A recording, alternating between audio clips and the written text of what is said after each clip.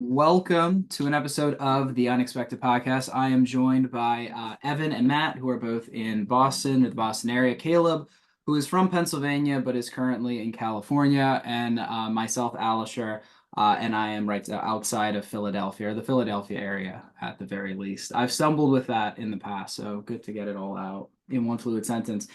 But this is our kind of Ardacon preview video. All four of us attending or in this video are going to be going to Ardacon. For us, it's in about a week and a half, if I'm not mistaken. But depending on when this video comes out, it could either be closer or it could very well be past at that point. But hopefully we're going to be able to run through some of our plans for Ardacon as a team and then cover some additional details for the other tournaments. I know at the very least, Matt, Evan, and myself all have invites to participate in the Masters event, so we'll definitely have some time to talk about that. For anyone interested, two things very quickly. Those who are on the team who are not here presently, Devin is on the team, Rainier is on the team, Andrew Palmieri is on the team, Mick is on the team. Ted Cantu is on the team, and I believe that's it for this year. If I'm forgetting you and you're on the team, my apologies. But you're this big. I think I that was is it. going through in fairness, I was just the other day going through trying to figure out who's all on the team, and I got to 8, and for the life of me I couldn't figure it out. And Devin, of all people, was the one I was forgetting. So it is possible. My apologies if somehow I missed somebody's name, but that is going to be the team for this year. And it's going to be a good time. I fly out. I don't know when you all are leaving. I fly out on the 7th. So really quick turnaround before dice start rolling on Thursday for the Masters. But the Masters and the GT are 650 points. I don't know if you guys, well, I know at least 2 of you are not participating in the doubles event. And Caleb, you're not participating in doubles? No, I'm leaving. I'm taking the LSAT on the Wednesday the 7th, and then I'm flying out on Thursday evening, which will mean I get there on Friday morning. So I'll just show up, scamper around, Manchester on Friday, and then play GT. You The can. LSAT. We're gonna get another lawyer. Jesus. Yeah, I mean, it's fun. It's very simple. The LSAT or law? Actually, the LSAT, I mean, except for the fact that I've now taken the LSAT 100 times for practice, it is actually kind of fun. And I mean, Matt, is law fun at all? Okay, No. well, maybe you're not. Never heard that word used in conjunction with law, but I guess if you're a particular brand of psychopath, then it might be. Yeah. This is definitely a who is more the fool or the fool that follows him type well, situation. Arguing is fun, and that's really what I'm there for. So There you go. All right. Well, I don't know what you all want to, if you want to start off with the Masters, if you want to start off with the GT. No, we need to start off with the new stuff. Oh, that was the second thing. Yes, that was the second. Well, I guess 3 things. One of them is that we have three things. I'll forget it. I'll come in again. You can tell where my mind is at lately. I'm all over the place. No, one of the things that's coming up is that we have podcast dice. I'm not 100% certain about all the details. Rainier did ask that I share that with everyone. He really is the point of contact for this, so I'm not 100% certain how much they're going to cost or what shipping looks like. But if I'm able to very quickly, I might be able to just throw them up on the screen. He has a lot of them, so I don't think that they're available in short supply. But that he did ask that I quickly make that announcement. Let me see if I can throw them on the screen. While Matt, do you want to start us off with our second topic? Yeah. So by the way, just before we leave the first topic, I'm the one who kind of monitors the messenger feed for the Facebook page. And a number of people have gotten in touch with me and said, hey, can I get dice? I think that you can, but I'm not the one who either has them or can give them to you. So I'm going to be referring all questions to Rainier. Hopefully by the time this comes out, Rainier will have responded. But if for some reason you've asked me that question and I haven't got back to you and you haven't gotten that answer, the answer is in theory, yes, but in practice, the person who gives you the dice is not me. So hopefully we'll get that referred to Earnur. So, all right, while we're here, everybody ooh and ah over the dice for a minute while I get Warhammer Community up on the Are you guys mildly freaked out by the actual numbers? I mean, I really like the color and I really like the symbol, but how do you guys feel about numbers versus dots on dice? We invite you onto the show, and the first thing you do is trash on our dice, Caleb. No, no, Thank you that's so stuff much for that. No, previous students do. I would like to say, Caleb, I was personally responsible for designing these dice, so I'm extremely offended. Well, that's good. No, I mean that's the intention. Hmm. I mean, I think Also, I lied. I had nothing to do with these dice. right. No, I also figured that was the case. Well, then that being the case, what are your opinions? I have no opinion on this. Okay, I suppose you are selling them, so you don't it would be want to kind of it would be want to bad. make Oh, I business hate 'em, worse for and they're yourself. just So really for those of who in our audience are incapable of reading numbers, these are not for you. Otherwise, feel free to pick up some dice. Yeah. And for those of you in our audience who are not looking at a screen, I guess it'd be clear that these dice have numbers on them instead of sequences of pips. That's what everybody's talking about. So there's a number 1, there's a number 2, a number 3, a number 4, a number 5, and then an unexpected podcast logo for the 6. So it's going to be a different experience. We'll just have to see what it's like on the tabletop when these things go down. But the real kicker is that the logo is on a different spot on every dice. No, it's all yeah, that's right. Sometimes it's the 1, sometimes it's the 6, sometimes it's the 3. You never know. It would be unexpected. It would fit the theme of what we're going for, right? Yep. All right. If you want to de-share now that everybody's oohed and awed, and I can share something else that everybody can ooh and ah about here. Stop share. There we go. All right. So I guess I'll go back to the top. Hail the last king of Gondor. So they've been doing these teasers where they give you like a little bit of the figure. This was, I guess, last month's teaser. And this is what it is. So we have Arnor, last king of Gondor, who was one of the guys in the Battle of Fornost.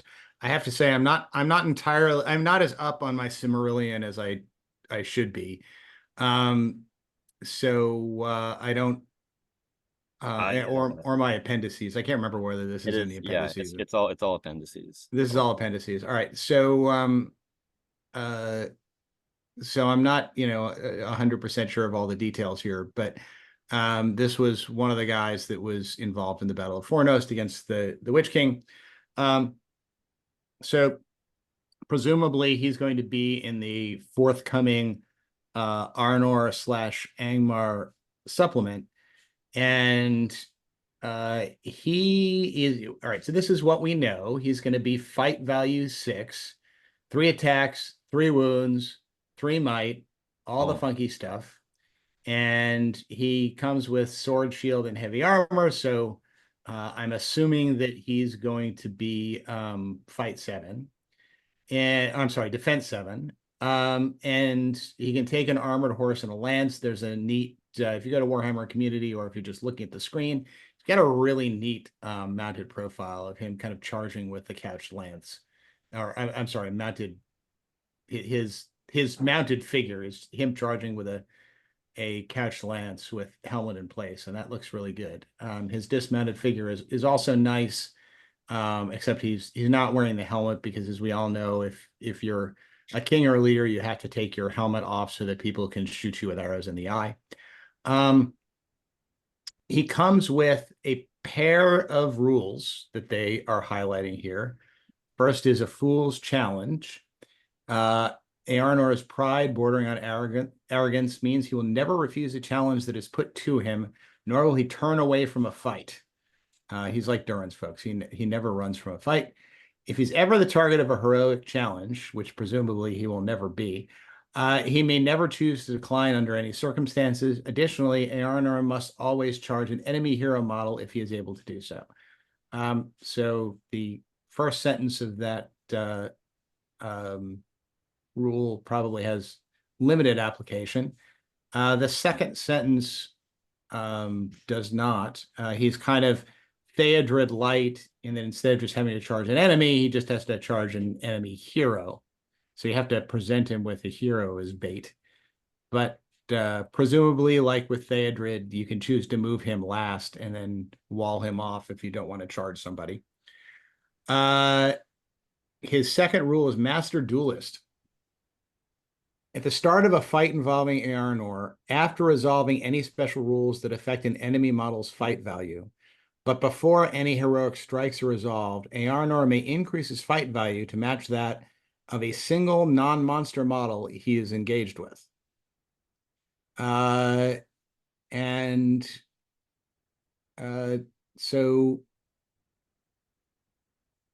basically he can kind of deal with those dropping fight value things, get up to his enemy's fight value, and then call a heroic strike, which I think so. All right, so Caleb, we were discussing this before the podcast, and the question here was, is he bat proof?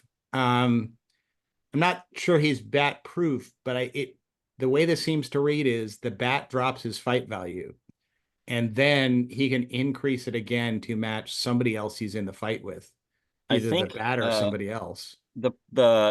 There's two reasons why that isn't the case. Although Okay. in the brief hours when this was released, everyone was very excited about it.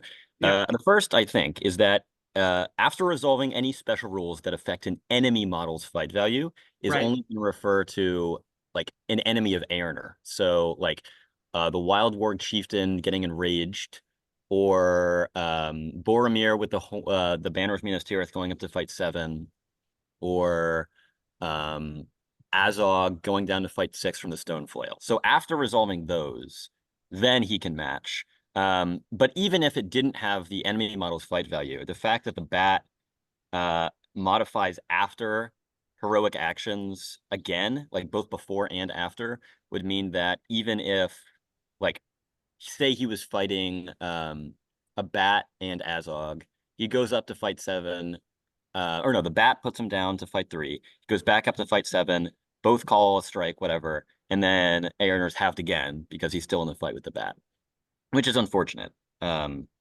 it means that both special rules, as many have said, are not super great for him.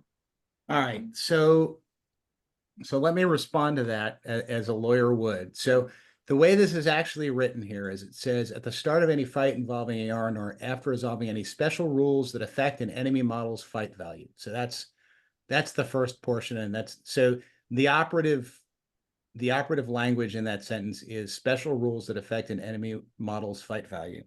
If I read the Bat Swarm's rule, it says the fight value of any enemy model engaged in combat with a Bat Swarm is halved. I have trouble understanding why the language in the Master Duelist rule wouldn't apply to the Bat Swarm's rule, because the Bat Swarm's rule is, as written, is a special rule that affects an enemy model's fight value. I think it's the problem is the position. Like, I think the sent or the I guess the what am I trying to say? The yeah, it's not subject. Clear whose enemy this is referring to. I think it's because it's all one sentence in which the subject is Earnur. Earnur is everything sort of coheres around Earnur. So an enemy model to Earnur, their fight value is affected by special rules first. For those of you who like linguistic interpretation, the question here that we're asking ourselves is, does the phrase an enemy model modify special rule or modify Arnor? And I think, I mean, if I were to interpret this as a lawyer, I think it affects special rule, because that is the noun that precedes it. But after resolving a special rule that affects. So my interpretation of it is, sorry to butt in on this illustrious debate. Yeah. Is that this special rule comes into effect after any other rules that alter an enemy model's fight value. So not rules that alter your fight value, that alter an enemy model's fight value. So this wouldn't affect the bats because they're altering your fight value, not an enemy model's fight value. Well, the special rule is what gets resolved. And, I mean, as this sentence is structured, and because an enemy model modifies the special rule that affects an enemy model, it's not, so, enemy model relates back to special rule. And if you actually read the special rule for the bat swarm, it specifically says enemy model in it. I mean, it meets the criteria of this sentence. Okay, But then we have a weird order of operations issue, which I think is the crux of this debate anyways, which is that bat swarms happen after heroic strike, which happens after this, which supposedly happens after bat swarms. And you get stuck in this loop of so things that are not supposed to happen after each other. That's the and better it makes argument, no I sense. think. Yeah, I think that's the better argument, is that because the bat swarms rule doesn't say when it happens, there's an argument to be made that the bat swarm then halves the fight value again after the heroic strike. But all right, so this is an FAQ that's just waiting to happen. It's just it is a rule worded with an any with an differently? intended effect that was very clearly not thoroughly thought out. right. Is and this is any now different than the Knight of like? Is it somehow no? He has No, the Knight of Um, Umbar doesn't take in, like, if Knight of Umbar goes into Boromir and copies everything, he goes up to fight 6, even if Boromir has the banner of Minas Tirith. I was just saying, I was more so. I'll admit I've never read the Knight of These Umbar are special two rules, special so rules that are effective, almost identical, and yet somehow they are two separate special rules. That Yeah, well, in and of itself is a little bit. I'm going to turn to that now. So, I mean, the issue could be, right, that, so, what happens if Arnor just doesn't call the strike, right? And he accepts that his fight value is going to be halved, and then he accepts that he's just going to raise it to the fight value of whatever else is with him in the fight. So if there's a tie, if it in that circumstance, if there's a tie, does it stay as a tie? I don't know. I mean, this is going to be an FAQ. All right. So for those of you so combat mimicry, which is the Knight of Umbar special rule, at the start of any fight phase, before heroic actions are declared, the Knight of Umbar may spend a will point to activate his ability. He can elect to use the fight, strength, or attack values of his opponent instead of his own. He does not need to adopt all these characteristics. He could, for example, only adopt the fight value. So at the start of the fight phase is when he raises his fight value. yeah, And I guess the argument, because the bat swarms rule has no temporal limitation, right? So it could happen at any time. Yeah, I don't think there's any confusion with that special rule just Right. because it doesn't have the clause stating that this happens after rules that affect models' fight values. Yeah. So I think it's just a different beast that we're dealing with here. Right. All right. Well, that was a lot of linguistic fun. I And word nerdery. But we're getting an FAQ. We're gonna get an FAQ that basically comes out with a result that's going to be, well, obviously it's this other thing that nobody else had ever thought of or considered. It's actually neither of those. Yeah, Actually, that's right. He actually adopts the bats fight value. It's gonna reverse the fact that bat swarms go after heroic strikes and just completely change the game on its head. Yeah. Well, yeah, or it's going to be like, well, yes, obviously this affects bats, but not the One Ring. Yeah, pretty much. These just both, I don't know. Like I said to you guys, it's nice that we're getting something new here, but this doesn't excite me a lot. This won't change a whole lot. I think Go ahead.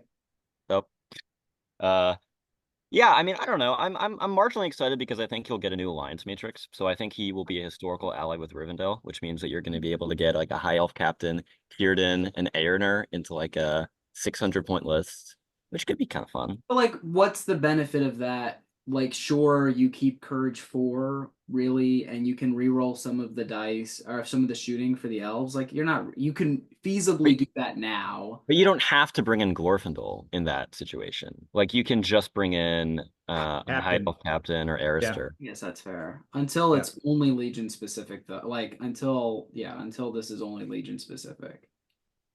Yeah, that's possible. But then Can in that, you yeah, can you bring in Círdan in that circumstance? If you've got a green alliance, what's the predicate for bringing in a minor hero? Do you just need a hero of Fortitude. Yeah, Yeah. okay. So you could throw in like Captain or a Restor and Círdan into a Gondor list if you Yeah. wanted to.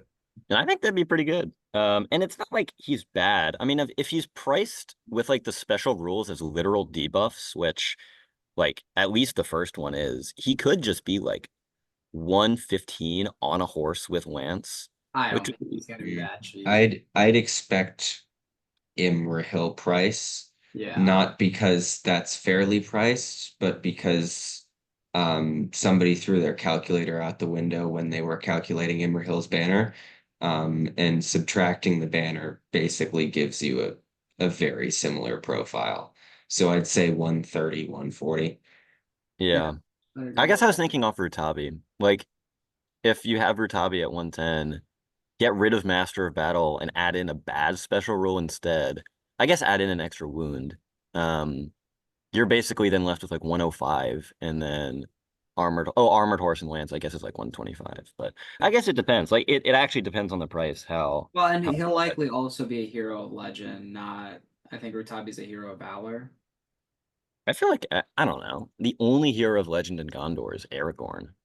Yeah, I guess they're Yeah, both but, I king. mean, he's a I guess king. they're both I'm king. I'm I don't. I'm hesitant to compare anything to the monstrous profiles that are the Easterlings. But Uh, we'll see. Maybe he'll be priced quite nicely. He'll be like Isildur priced.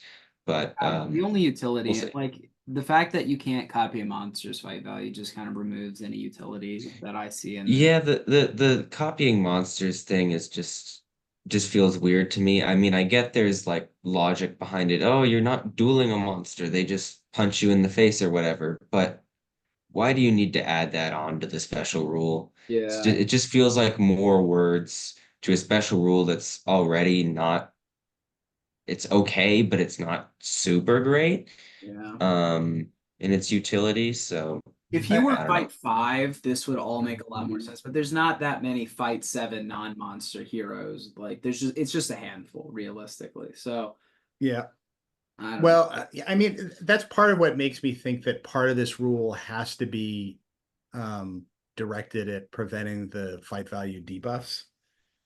That's what I thought originally when I saw it, and I was like, "Oh, okay, makes sense." He's like really good at like keeping a high fight value, but he has to be more reckless. But like, Mm, it's not clear enough that that's the right interpretation of it. So yeah.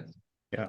cool Um, model. We'll There's see what there's a happens. sad little stipulation in the Master Duelist rule as well that you can't decrease his fight value. So if you wanted to kill him for whatever reason, you can't do that to make him easier to kill. Yeah. Um, You just I think have it's to which I aim. mean makes sense, but it's kind of sad to me. Imagine he fights bat swarms and he like takes their tactics of just flapping around aimlessly and takes their fight one. What if you then have everyone else's fight? He also gets that.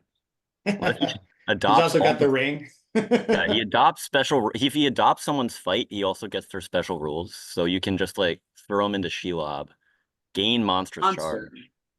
Right. True. True. I guess fine. You throw him into Aragorn, you gain the banner. There you You go. you Amazing you fight like Aragorn and you're inspiring and for that turn. I'm assuming that last sentence about single non-monster was inserted there just to prevent him from being like the Gulliver counter.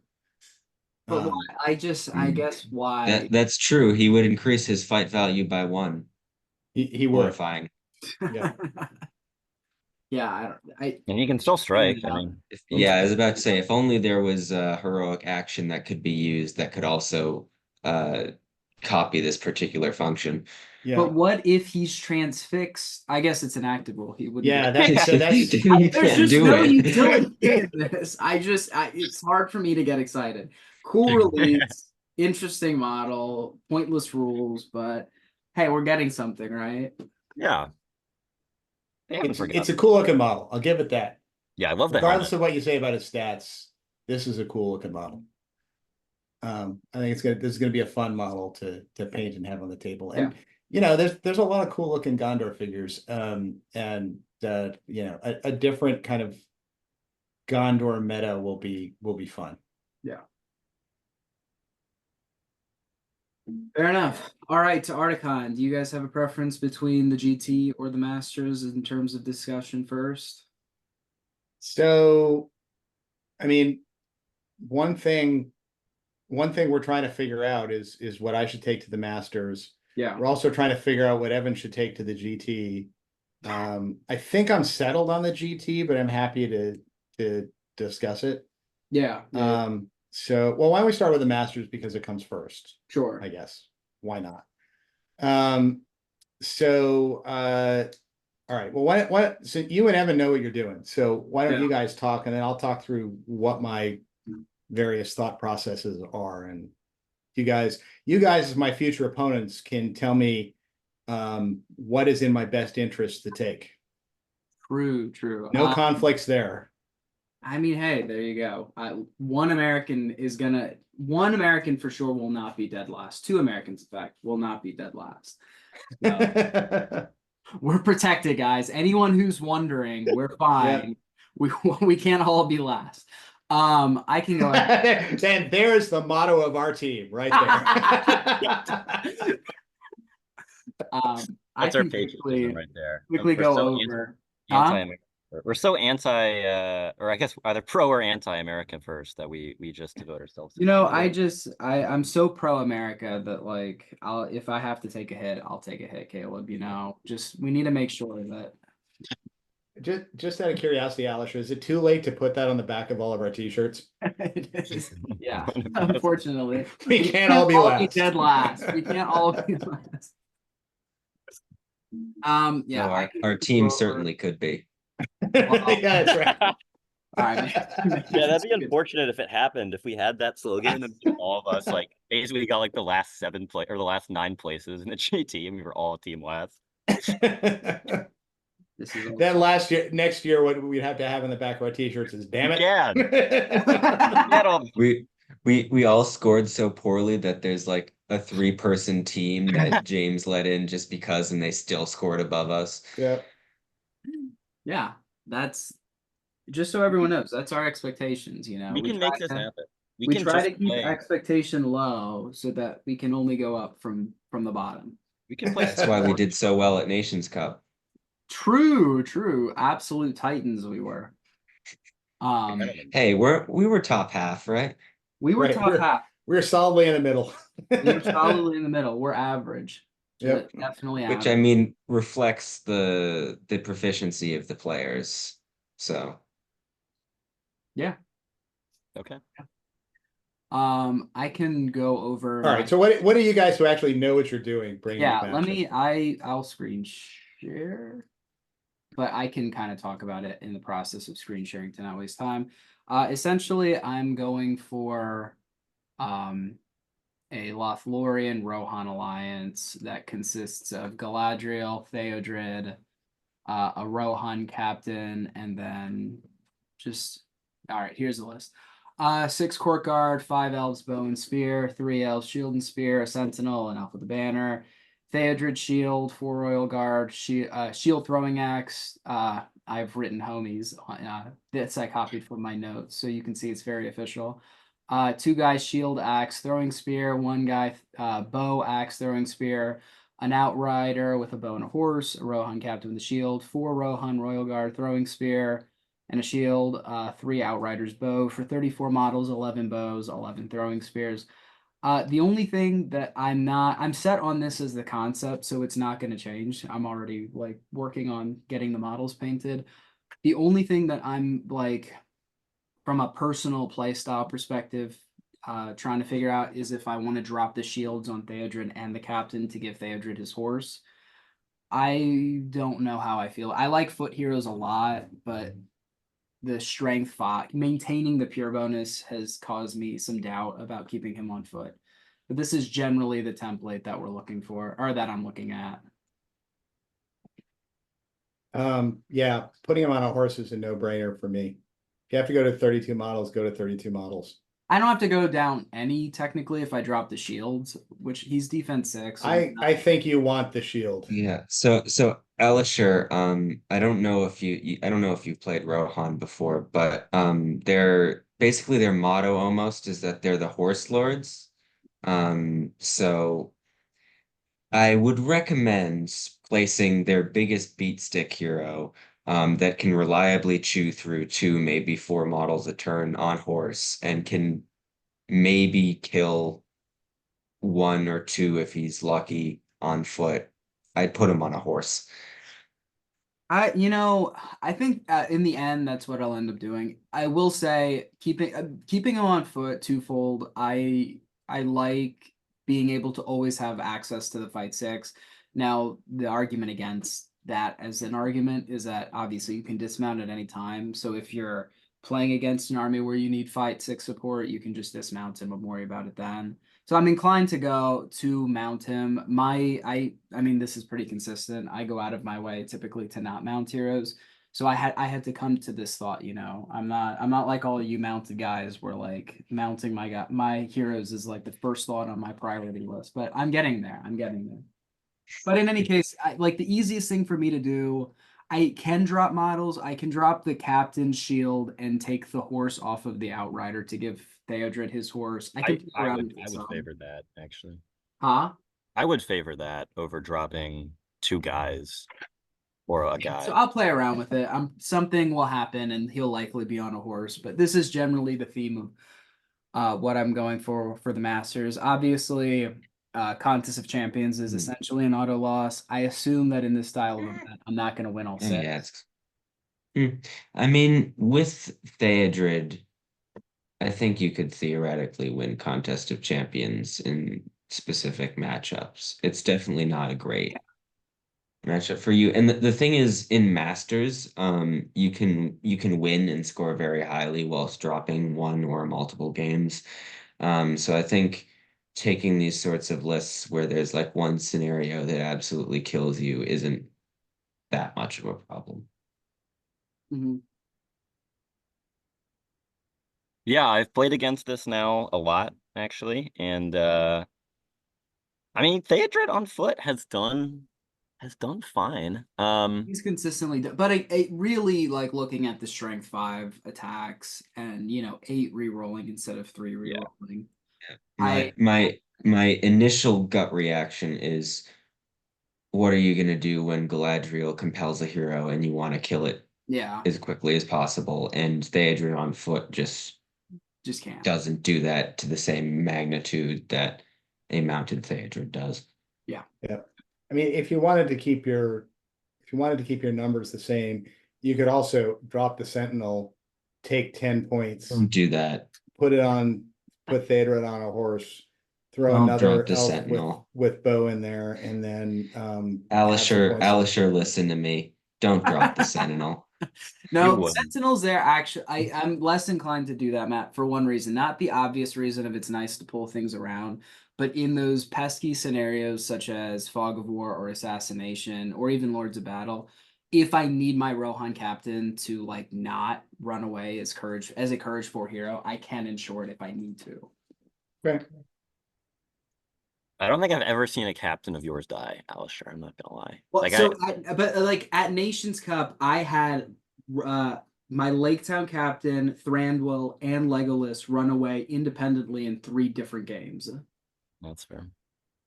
What's the homies profile for Rohan? Warrior of Rohan. It's just a warrior of Rohan, so I think it's Okay. like essentially think an orc. Well, Gotcha. They're like a really nice a really good warrior of Rohan to know. You know what I mean? Like they always have your back no matter what. Yeah. They're the homies. assume the 3 homies are the 3 people from Unexpected Podcasts. Yeah, it's you guys. It's you guys. I want to keep you all close with me as I'm Bold of you to assume that I can throw a spear. Mhm. That's why you have the bow. The spear is just there to take up 2 points. Another bold claim. Ever go to summer camp, Evan? Yeah, I think I maybe hit a bullseye once in my life. That's good. Just 6+ shoot value. But Yeah, but still I don't know. Any other thoughts before we transition to Evan's list? Like I said, I've liked it in testing. It works well. It's not gonna win every scenario, but it's well suited for most of them. So it was one of the candidates for my master's list, so I guess I will just take and set that aside. Amazing. It's such a good list that it's just a no-brainer. Yeah. Although my Phaedron was, in fact, on a horse. All right, fair. I mean, fair enough, fair enough. All right, so I'm gonna stop my screen share. Evan, what are you looking at? Well, I don't have a list prepared to screen share. But the words I am going to say are not going to confuse anyone. It's Mordor Suladan. Um, it's the Witch King. I think my current configuration is three 3 might, 3 extra will, 2 fate, with the crown and the horse. Suladan, obviously mounted as well. Then a basic wraith, 2/7/1, and then check in a bunch of Black Numenorians, a bunch of Morannon orcs with spears and shields, a couple of serpent guards, and then once I max out a couple of trackers in there as well, and then once I max out my Mordor warbands, I throw in some bow spear Haradrim guys to fill out the numbers, and it ends up being 40 models, 2 wraiths, Suladan. Um, it it does the job. It's not a super technical list, but it has the tricks to it, and it can beat through most armies in the game pretty handily just with the troops. Um, and it's something I'm used to playing, so that's what I'm taking. That's such a unique list, Evan. How did you like come up with that configuration specifically? Well, you see, I took my list I took to the Netherlands, removed the Oh, Mouth of Sauron, put in a Wraith, and then it just kind of went from there. I definitely don't ask where the list from the Netherlands came from. I will decline to answer that. Um, but that was basically the idea. all right, fair enough, fair enough. Yeah, I mean, there's not much to comment on that. That's just a good list.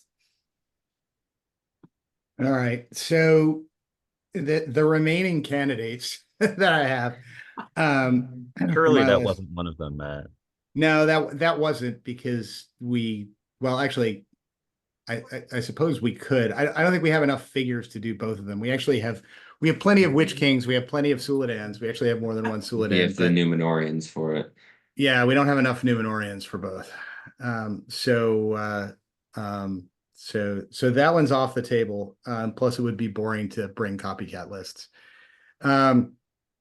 The other candidates I had, the first one was a Betrayer Suladan list that I won't go through kind of like every warband, but it's Suladan, it's Suladan obviously on a horse. It's the Betrayer on a horse, a Haradrim King on a horse. And then there's a handful of cavalry. There's a raider with war spear and bow. There's 2 serpent riders, and then there's a grand total of 44 other models other than the cavalry. The models are either serpent guard or bows. With I think there's like 1 or 2 guys with spear in, just because I didn't have quite enough points to make them into serpent guard. But it comes out to have and both Suladan and the king have bows. So it comes out to 23 poison bows. And basically everything has poison, so everything benefits from the betrayer's rule. And yeah, it's a total of 44 models. So this list I mean, this list does surprisingly well. I mean, it against something like Goblin Town, where it's just a like, low defense forward, it just chews through the lists, either in combat orange shooting. The even against Evan's list, it's actually pretty decent. There are some scenarios that it probably doesn't want to fight. It's kind of less good in a heads up fight against Evans, but if it's one where we're deploying 24 inches apart and I get a bunch of volleys on it, it can do some real damage. But we tested it out. Evan and I tested it out the other day against Assault on Lothlorien, which we're kind of expecting to see a lot of. And it just gets outshot by Assault on Lothlorien, as does just about everything else. And it just doesn't have the defense it needs to actually, or the numbers it needs to actually close with Assault on Lothlorien. By the time you close with it, you're mostly dead. So that's the problem there. If I went with this list, I'd kind of have to accept losses against Assault on Lothlorien. That's candidate number one. Candidate number two is probably the most fun list, and this is probably the one I'm going to take to the GT, which is Kingdom of Moria. So it's got Balin, it's got Floey, and it's got the King's Champion, and it has 9 Vault Wardens, 7 Dwarf Archers, so not the Rangers, but the guys with the 18-inch strength 3 bows that are defense 6. And then 4 Dwarf Warriors with shield. And the utility of this is obvious. You line up your King's Champion with the 2 shield bearers behind him, make him defense 9, put defense 9 stuff for Vault Wardens on either side, and then you kind of march toward the enemy, and then kill it when you get there. And this is another one that we tested out against Evan's list, and I think Evan's conclusion was, I don't want to try and come to grips with that. So it ended up being a game of kind of him shooting ineffectually at my Vault Warden shield wall, and then trying to see if he could black dart a point off of Balin, versus me kind of giving up trying to run after him and just taking the most defensible position I can, because as soon as I run after him, he backs away. And that's the downside of the army, right? Is its lack of mobility. I do have 3 marches in Balin, but that's there's nothing that can move more than 5 inches. And then the problem, this list is also very vulnerable to AOL, because even with defense 9, the +1 shooting will kind of wear it down and shoot through it. And I can't catch that army either, because that army can back up as fast as I can advance. So, and there's just too many of them with the throwing weapons especially will completely destroy you. I think there was because you can't charge them, because the throwing weapons keep running 5 inches back, and then you keep running 5 inches towards you, and you just throw. I think there was one turn where I had like 4 guys who had like moved, and they threw at Vault Warden shields and killed 2 shields. Yep. And at that point, it was pretty much over. Yeah, because they wound him on 5s, 4s, basically. Yeah. They wound defense 9 on 5s, 4s, which is 1 and 6. Yep. Which is not good for your defense 9 models. So this is another list that like I just basically have to resign myself to losing if I play against AOL. Then there's 2 Galadrim variants. They both have 32 figures. Both have kind of the usual, they both have 1 sentinel, both have kind of the usual mix of guys with spears and bows and shields in front. The first version is Galadriel Celeborn. So it's got 6 might. You have a second caster / somewhat hitty hero in Celeborn. But that's you got 2 heroes and that's it. And there's no marsh in that list. So you're kind of defending on the blinding light to keep you alive. What's up? How much cav? None. No. Yeah. Do you have any wood elves or no? can't remember if I have a Wood Elf in that list or not. I think it's only got the Sentinel. Oh, okay. There may be a Wood Elf in there or not. I don't know. Converting somebody to a Wood Elf isn't enough to change the numbers. I have to like convert a whole bunch of guys to change it.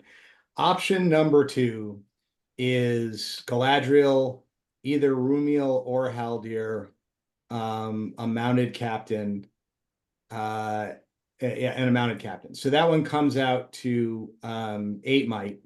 That does have a couple of cavalry in it. I think it may have like 1 or 2 other cavalry on the list in front of me right now. It's also 32 figures, and it's the same type of loadout where you've got some guard of the Galadriel court, and then the rest of it is elves. And there may be like 1 or 2 wood elves floating around in that list too, and it's got 1 sentinel. The problem there is, Rumiel's kind of the better hand-to-hand fighter, but doesn't have strike. Haldir has strike and the 2-shot bow, but lower defense. And he's on foot.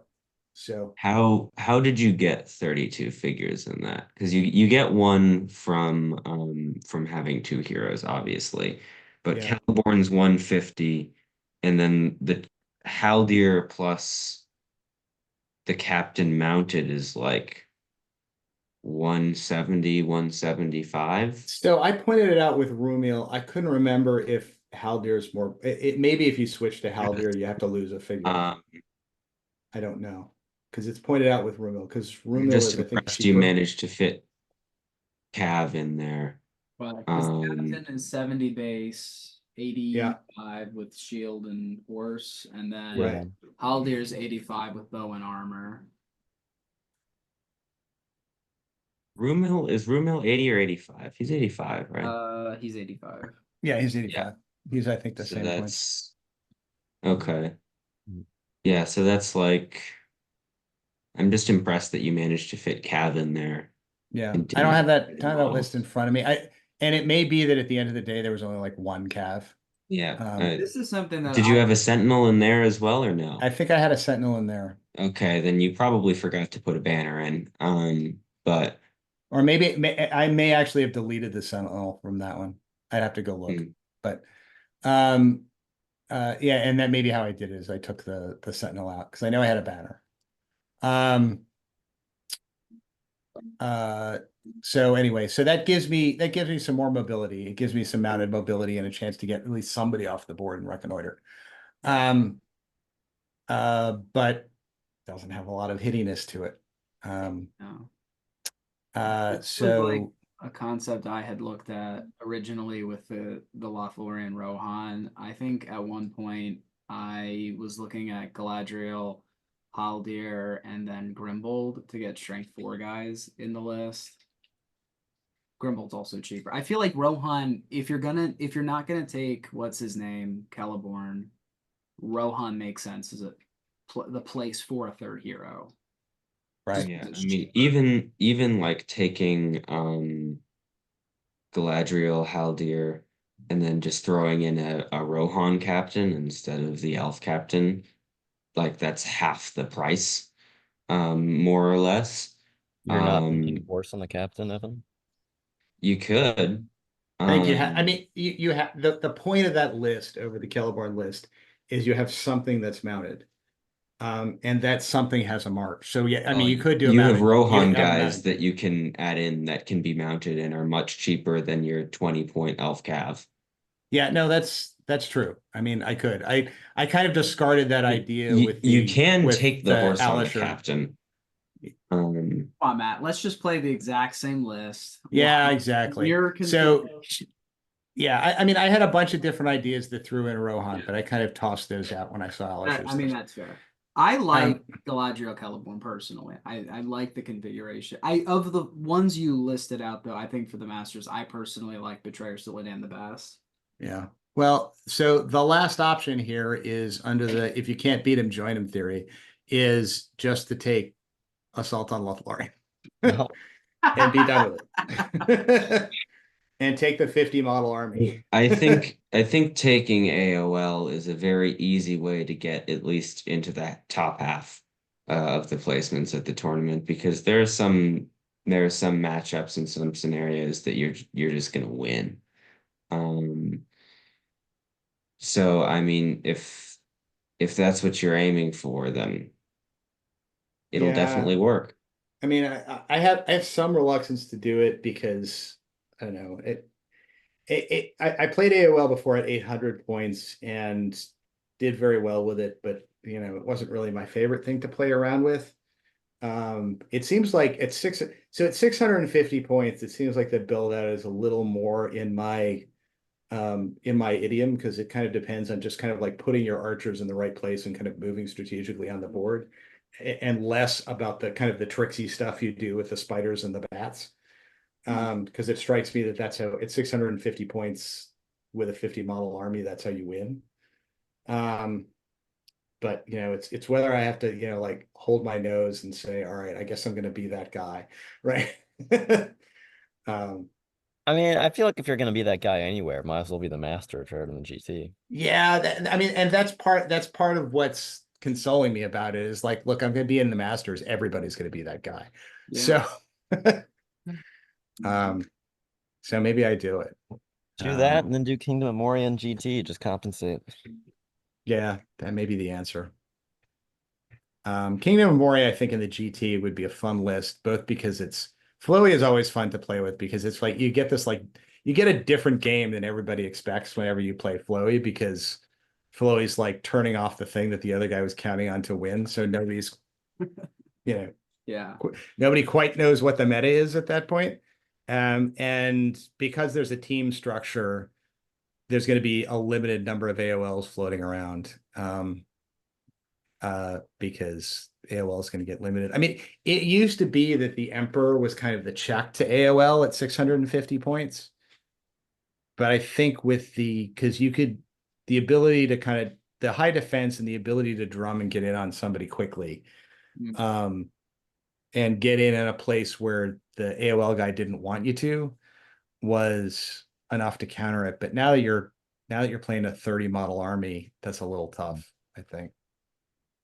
Is there any Dragon Emperor configuration at 650 that still has like 34? Like if you take like a captain and a dragon, I mean, I guess that's pretty bad. Yeah, there are if you don't take Rutabi. You can get it up to like 34 to 36. The problem is your hitting power then depends exclusively on your dudes, because the captain, you've got the Dragon Emperor. The Dragon Emperor is either going to get sealed out of the fight or be fighting like one guy a turn, and usually the wrong guy. And then you don't. I mean, Rutabi used to be the one who would kind of hunt down your enemy killer and take them out. Yeah.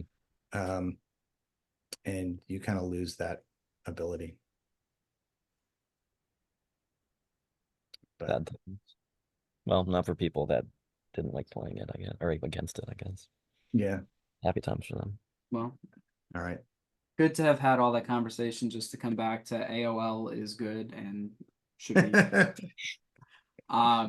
No, AOL is a great choice. I think it makes sense in this format. All right, cool.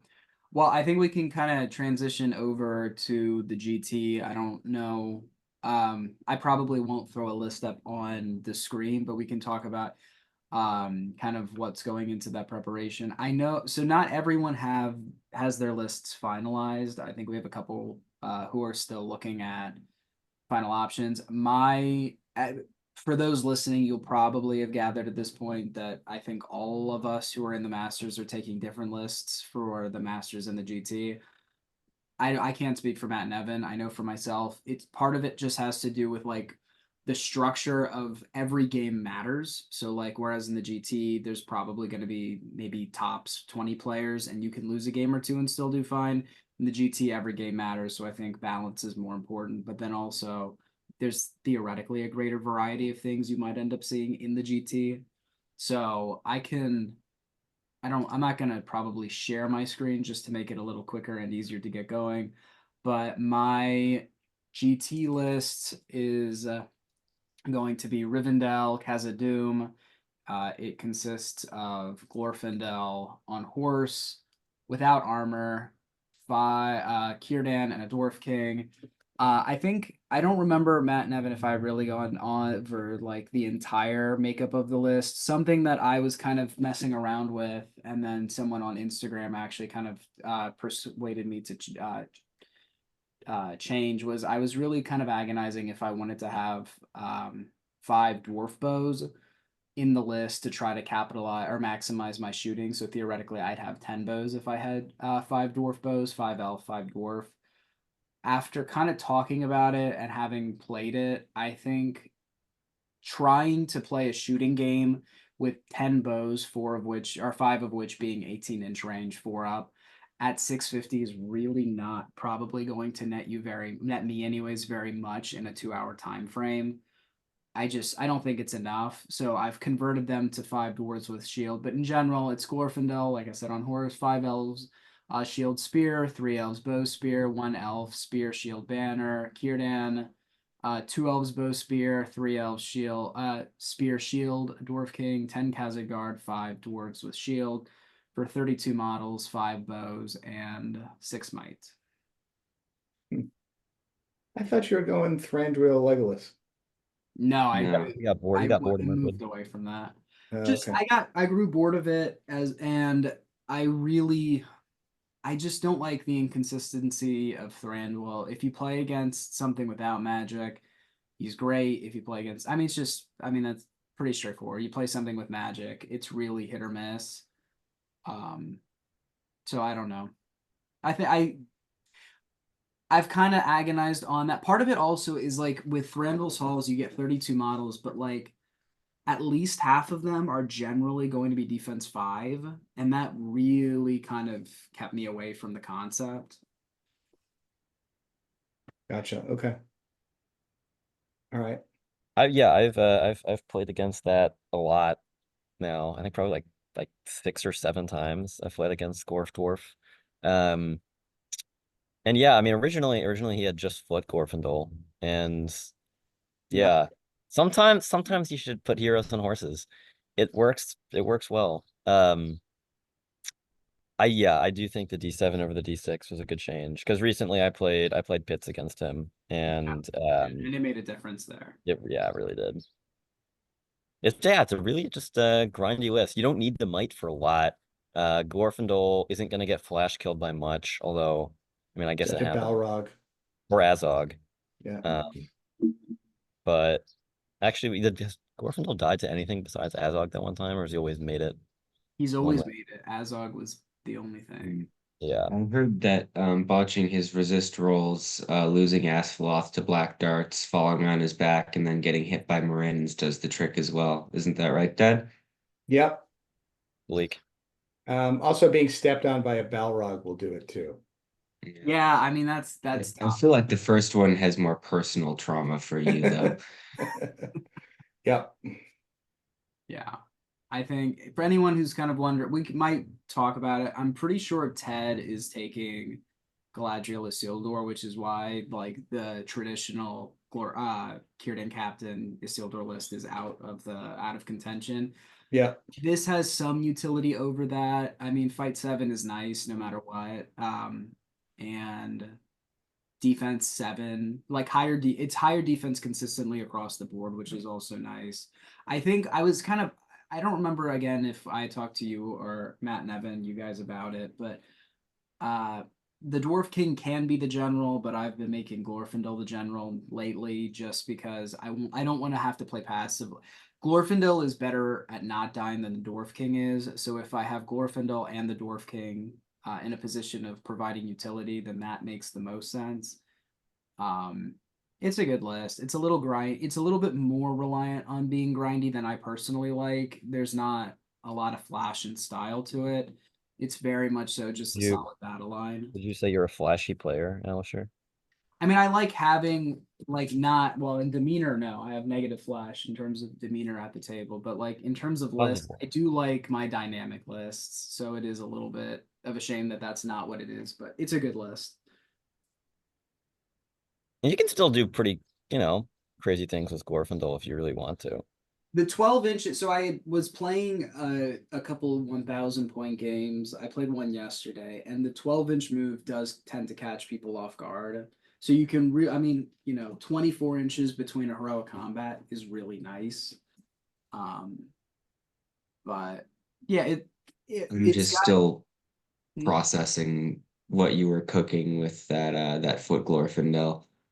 So the foot Glorfindel list had Iron Guard in it. That was actually like the reason behind it. I think instead of Kazagard, I think it was 5 Iron Guard, 5 Kazagard was the original concept.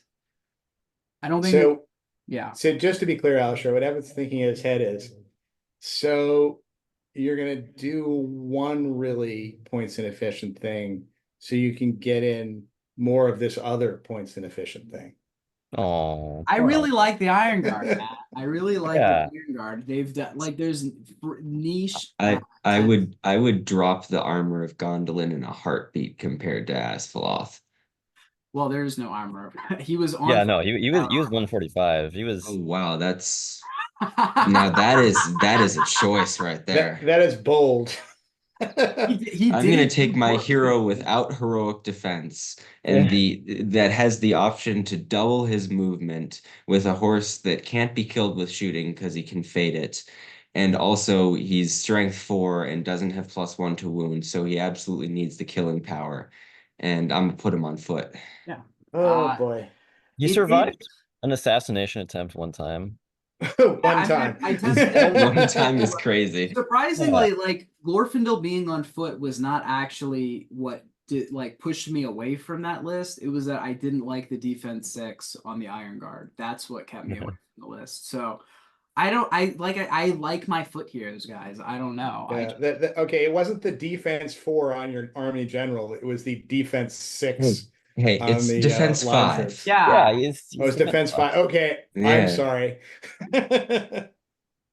Yeah, He so still has defense 5. I mean, horse or no horse, that boy's got nothing but his, handsome grin to dissuade enemy attacks, really. Yeah. And fight 7, actually. Like, at he isn't bad. 650, I don't think there are too many heroes on the table that like impose a massive threat against him. I think Azog is the closest thing to a massive threat. And I from testing, I think it's pretty 50-50 who wins that match. If you get Glorfindel into Azog early, which I really don't like to do, but I also don't like letting Azog do whatever he wants on the table. So like I don't think there are too many heroes at 650 that outmatch him on the table, even at defense 5. I really don't want to try to find 15 points in the list to get him the armor because then he's just a very expensive hero that could do nothing. Is he on the horse at this point or no? Yeah. No, he's gonna be on the horse for Ardacon. Okay. What I'm now thinking into my head is, do I actually care do I bother to strike if he charges into my King's Champion with his strength 4 against defense 9? Yeah, I'm on the ground. Who cares? I think the answer there, Matt, is Glorfindel just won't be going after the King's Champion. Yeah, I suppose that's true. I mean, that's the benefit of Asphalloth is he doesn't have to go after the King's Champion if he doesn't want to. He'll just be running around the table, technically. like taunting the King's Champion. That's what we're gonna do. But yeah. Well, I mean, alternatively, if you put him on foot, he could go after your defense 7 dwarves and just not kill them. Yeah. Or even better, my defense 9 dwarves and not kill them. You say To be that. fair, I don't think he's killing them with Asphalloth either. So yeah, that's probably right.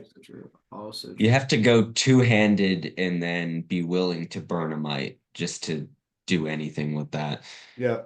I mean, I have tried that, and it doesn't work very consistently. Two-handing? Two-handing with like just himself and using the might to boost it up. I mean, theoretically, if you win the fight, like yeah, you get +1. That is. How many might do you have in that list? 6. Yeah, no, that's not best practices. No, not for this list. I was talking. Yeah. But yeah, that's the list. It's possible if Ted, like the last minute, says, no, I'm not taking Isildur, I'll change over to there. Not because I think the Isildur list is infinitely better, but the ring obviously has a lot of utility that makes the list makes that a little bit more dynamic. This list, by all accounts, performs well in high stress situations. It really does well castling, as one might assume. A lot of high defense, much higher defense than an Isildur list has. Glorfindel is a little bit more consistent between the 12-inch move and just naturally being fight 7. So I like it. It works well. But shifting off, what are the rest of you playing? So Matt, what are you pretty are happy with the idea of the dwarves? I think so. I mean, I realize there are going to be some scenario matchups that I'm just going to lose, but I think I'm going to have fun playing that list. And I like it. there are certain matchups where I'm just going to win. So, you just kind of take the luck of the draw on those. And you said that. do what you Fun need to does do. matter, contra Yep. some unexpected podcast wisdom that some have received. Yep. That's the King's Champion, Ballin, and Floey. Yeah, King's Champion, Ball, and Flowy.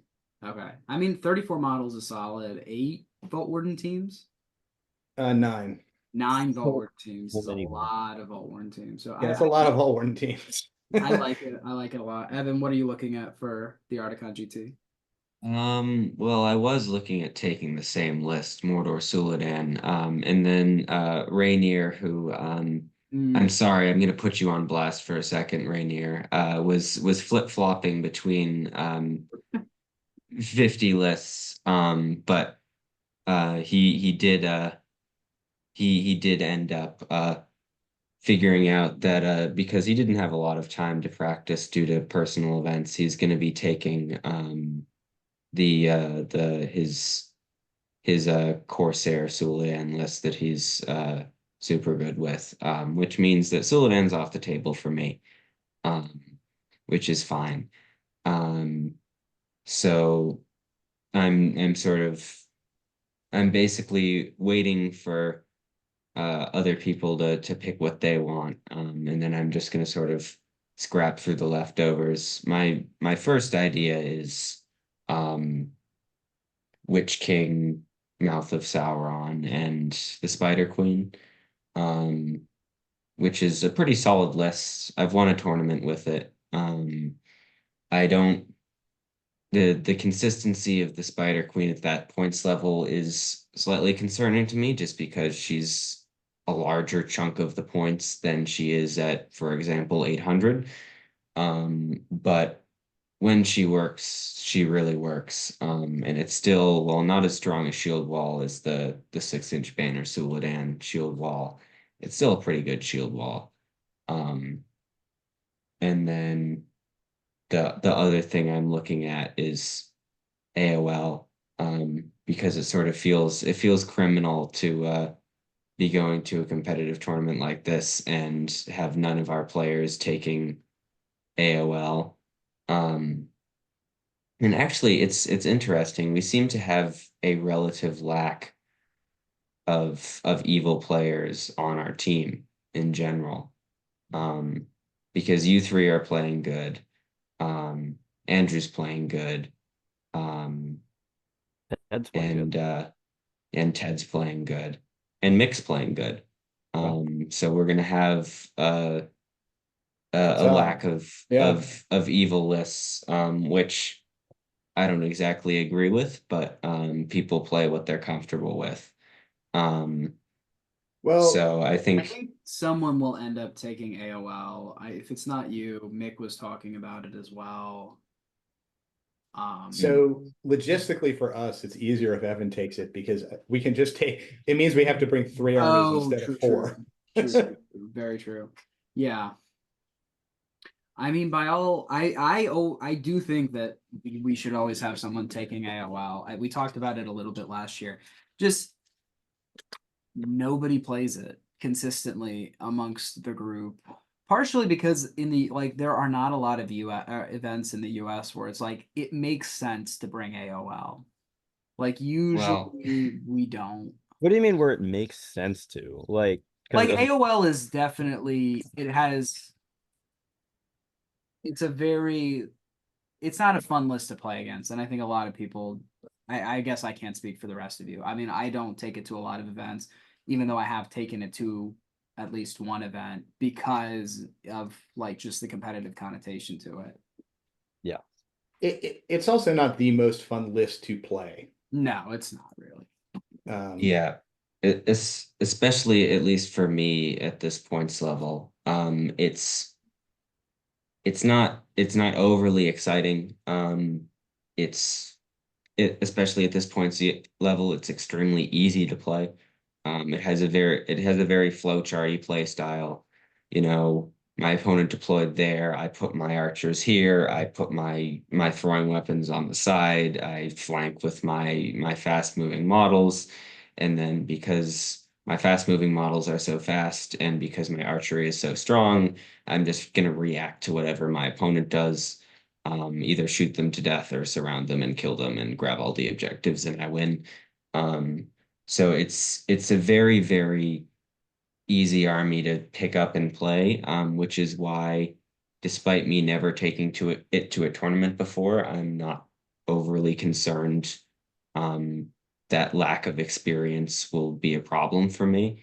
But on the other hand, I don't really enjoy playing it. So Evan's not in we'll this see. for enjoyment. Evan's in this game to like crush people's souls. Yeah, I Yeah, mean, that's what you've advertised.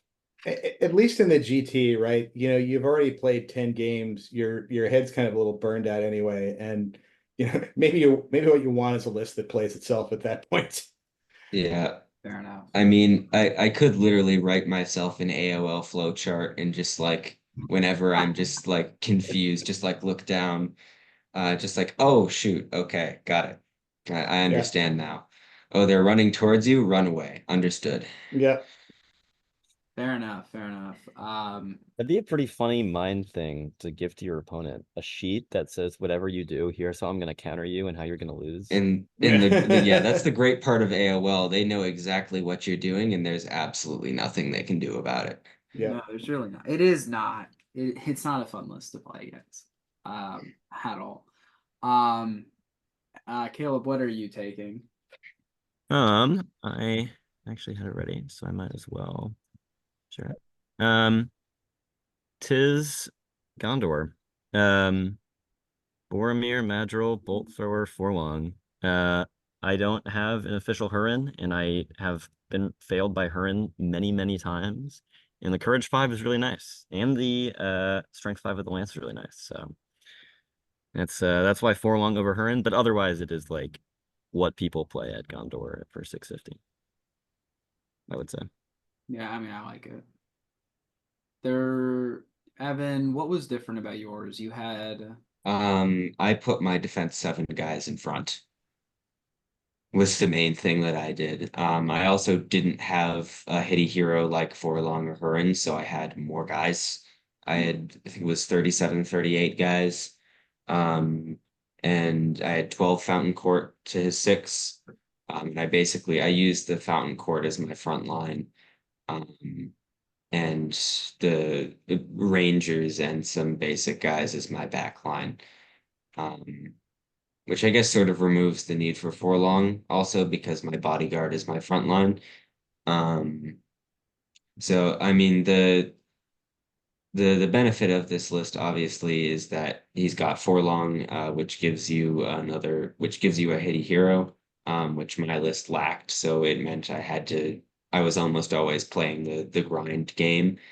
Um, but yeah, I mean they're it's sort of how you play Gondor at this points level. You take Boromir, you take the bolt thrower, and then you figure the rest out.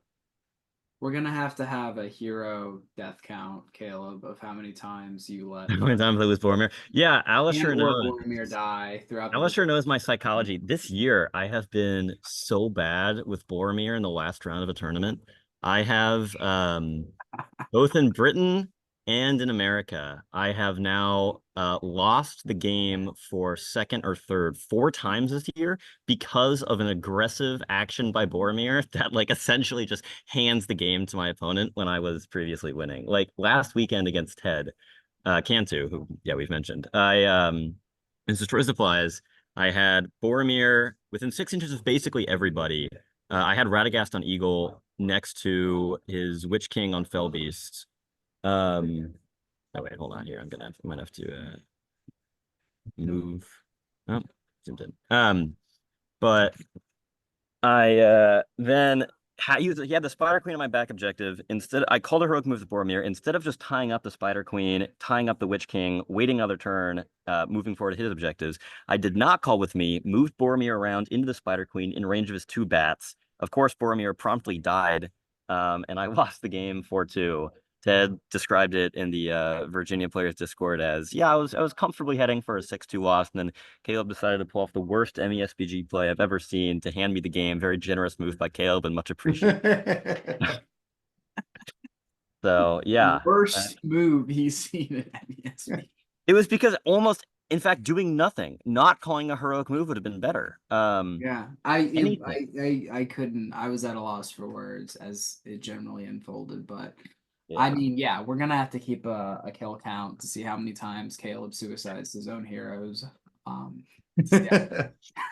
To see if that Yeah. will dissuade you, Caleb, from recklessly throwing them into just anywhere. It would be nice if it did. True. I can quickly throw up a screen share. I don't have everyone else's list. I do have Andrew's list that he sent. Can you yep. Here we go. I don't know if he's submitted this yet or he's very close to doing so, but this is a list that Andrew has become pretty known for playing, at least in the last 8 months to a year. It's Bard with a smattering of guys, Lake Town guys with Alfred and Sigrid, and Tilda, Percy, 12 Lake Town bows, a Lake Town militia captain with some more guys, and then Thorin, King Under the Mountain on Wargoat. It's a good list. It performs consistently well. It will not do well against, the Witch King Soladan type of lists, but Andrew knows that. Yeah. Yeah, I Okay. mean, Yeah, I've played against this. It's solid. Yep. I think it could theoretically do pretty well against actually no, there's no Gandalf. Never mind. It probably won't do very well against AOL, but at least has a shot with its 12-inch banner. It has better options than some. And it's also just it's a very good list stamina wise, in the sense that sometimes you'll have games where your Bard and Thorin just walk through the opposing army and you don't need to think very hard about it, which means that you can think very hard in your other games and not make silly decisions, which is why oftentimes people with these sort of like lists with extremely good matchups and worse matchups than, for example, a perfectly balanced list tend to perform super well, because it's very easy to perform consistently in long tournaments, because in some games you win fairly easily and you don't need to exert a ton of energy, and that leaves you with a lot more energy to think your way out of bad matchups. So I think he'll perform quite well with it. I think that describes how Andrew plays it too. I mean, it doesn't take a lot of mathing it out. I mean, if you get 2 turns of Bard and Thorin successfully killing 4 guys each, that's 16 models dead in 2 turns. Like the upside, that's obviously not guaranteed, but the upside potential of being able to do that is really good. Yeah. I know he took a very similar rendition of this to Adepticon. I really honestly think it was just that he took more models. I don't think that he really had anything else in the way of here. He may have had Hilda or he had a second captain. I don't recall. I think he took Legolas. That's tapped out for hero. Oh, he did have Legolas. You're right. And he did well with that. He played Angmar 2 or 3 times and he somehow didn't have too much of a problem with it. So I like it. I think it's good. I think that's the only other list that I have on hand. Like I said, I know Ted is at this point planning to take Galadriel, Isildur, and maybe Legolas as a 3rd hero. I haven't really talked to him. He sent me a list. That'll be an interesting fit. That had 30 models. So I mean he's hovering around the 30 to mid 30s. It's solid. Obviously, Rainier, we said, is playing his pretty patented Corsair Suladan list. Devin, I believe, is playing Goblin Town. And I don't think any of us have 100% certainty or a certain knowledge of what Mick is playing. He was talking about playing Rohan, but he's kind of, He's flighty, our Mick. yeah. So I think that kind of is generally the gist. I mean, Ardacon should be a good time. I'm excited for it. I'll be interested to see personally how I do, like, playing two different lists between the Masters and the GT. I guess we're all kind of, for the most part, in that same boat. But it'll definitely be a good time. Yeah. Yeah. No, Alrighty. Looking forward to it. Have any passing thoughts as we wrap up this episode? So when is everybody showing up? I know we're actually playing in the last chance qualifier, even though we're both qualified, just to, why not get Just more to games in, right? dash Ted's hopes. He is. I'm still considering it. But it is a very good way to get practice games in. Yeah. I mean, we're gonna be there. Why not play 4 games? If you So- win, if you Well, win depends much- on how much you like your sanity. Sanity's overrated. At what, the last 2 years, Evan, you've played essentially in every round, or you've played like maximum rounds, so 4 for the last chance qualifiers. Yeah, I'm honestly getting over residual trauma from the last chance qualifiers because both of those times I basically was trying to qualify for the Masters and I managed to do so. But I feel like this year, because I don't need to do that anymore, the sort of the residual trauma from trying to like win these 4 games and get in the lottery to be able to compete in the Masters. I think I may just be opting out, but we'll see. Do you find the last chance qualifier to be more like stressful or intimidating than the GT, or no? I mean, it was when I got in my own head about it. It depends entirely on whether or not you care about getting into Masters. Um, the GT is stressful, obviously, in an entirely different way, which is not only are you screwing yourself over if you lose, you're screwing your team over. But the last chance qualifier is more like it's a one and done sort of thing. So if you lose at any point, you're just like, all right, I'm done. I'm just gonna do whatever now. Because obviously the spot is reserved basically for either first or second, sometimes third, and in a 4-game tournament, if you ever lose or even draw, your chances of getting there are extremely lacking with the number of players playing in it. Yeah, I mean, this year I'm just viewing the last chance qualifier as this is 4 chances to practice with either my GT list or my Masters list, and I haven't really decided which one I want to enter. Fair point.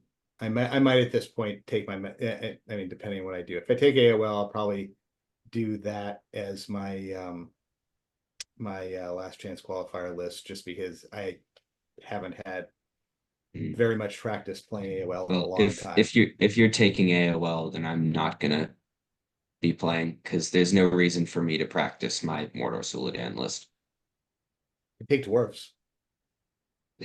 All right, well, there you Perfect. go. It's good practice for Ardacon. I'll be threading the needle unless I change my flight, which I probably will not. I will be getting in Thursday morning at 7:30 and getting there at 9:30, hopefully, for Masters. I think Good luck with that. Yeah.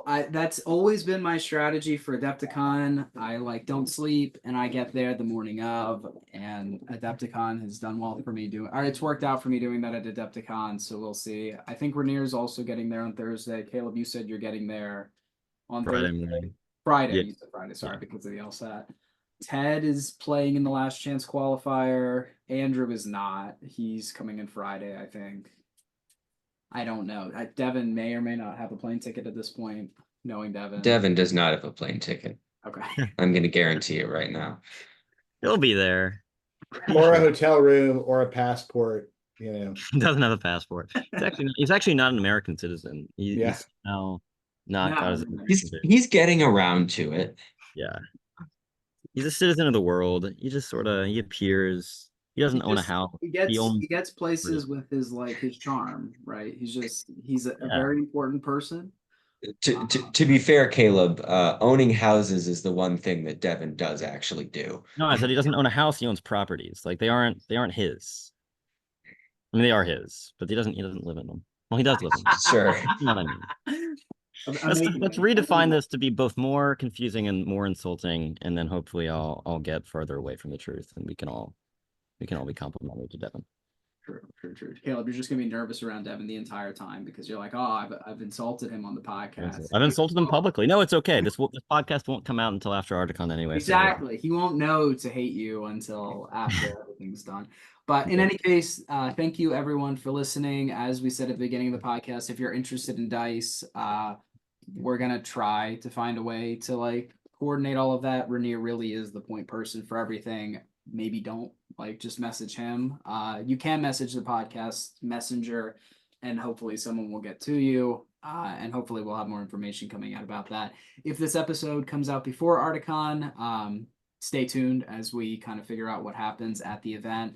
If this episode comes out after Ardacon, you will be able to compare all of our excitement with the crushing defeat of us coming last in everything, as we plan to do as good patriotic Americans. But until then, we will see you all later and hopefully find you at our next episode. So have a good one. Bye, everybody.